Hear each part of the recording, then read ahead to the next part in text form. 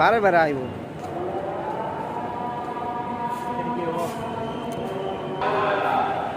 আসসালামু আলাইকুম রহমতুল্লাহ। এখন আমরা চলে আসছি সেই শেখ হাসিনার স্বপ্নের মেট্রো রেলে। আজকে চড়বো, এটি ফার্স্ট টাইম, আগে কখনো চড়া হয়নি। তো ইনশাল্লাহ চলেন আমরা